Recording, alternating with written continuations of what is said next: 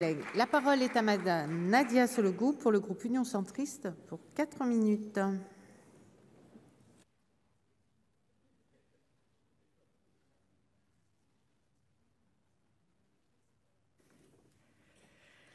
Madame la présidente, madame la ministre, mes chers collègues, l'accès aux soins dans les territoires, particulièrement ruraux, est un problème majeur dont vous avez tous une conscience aiguë, je ne vous apprends rien. Face à cette situation, chaque élu, qu'il soit local ou national, cherche des solutions qui sont parfois des propositions de réformes structurelles et parfois simplement des outils pratiques, mais qui peuvent faire la différence et permettre d'accueillir de nouveaux soignants.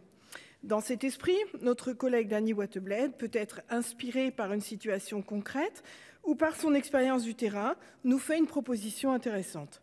En s'inspirant des partenariats qui ont pu être établis par exemple entre les collectivités et la Poste, afin de garantir un maillage territorial et une proximité, pourquoi ne pas mettre à disposition d'un cabinet médical ou d'une maison de santé, de façon temporaire et remboursable, un agent communal?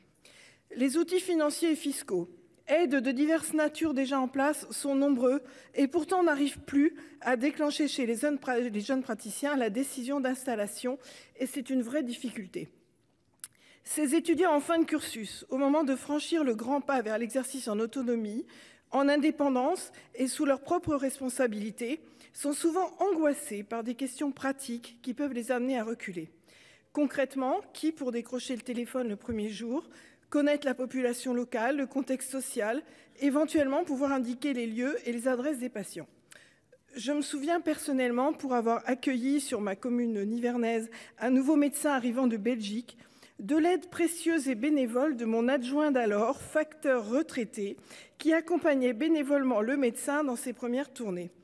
Et du même médecin belge qui, les premières semaines, n'ayant pas pu s'occuper de recruter une collaboratrice et ne connaissant personne de confiance, décrochait lui-même le téléphone, ce qui lui faisait perdre beaucoup de temps.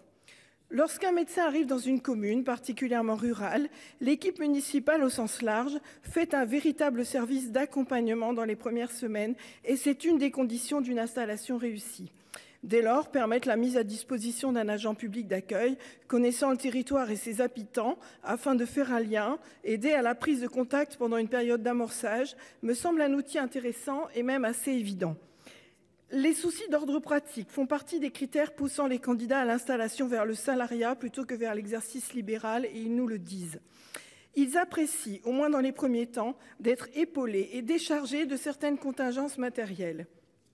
Évidemment, cette facilité ne réglera pas, malgré son titre prometteur, nos problèmes dramatiques de désertification médicale. Il faudrait pour cela bien d'autres outils, et il faudrait surtout beaucoup plus de médecins, un plan massif de formation. Les médecins désormais sont tellement rares, la pression est devenue telle sur les épaules des étudiants en fin de cursus qui sont écrasés par les demandes, les attentes, les offres, la responsabilité. On leur offre des primes, des surprimes, des avantages matériels et dans le même temps on les insécurise, on les terrorise, on les fait fuir. Ce n'est pas en formant 15% de médecins en plus qu'on sortira de cette surenchère malsaine et contre-productive. Il faut des outils sécurisants, mais surtout une vraie décision politique qui n'a pas encore été prise. Les jeunes Français vont toujours apprendre la médecine en Roumanie ou en Espagne. Vous aurez compris que cet outil est un outil de plus et nous y sommes favorables, en l'occurrence, qui peut le plus peut le moins. J'espère seulement que maison de santé sera entendue au sens large, avec ou sans médecin, car il est évident que tous les autres professionnels de santé nous sont également précieux, infirmiers, dentistes, kinés, pharmaciens, et ils devraient pouvoir bénéficier des mêmes facilités. Je vous remercie.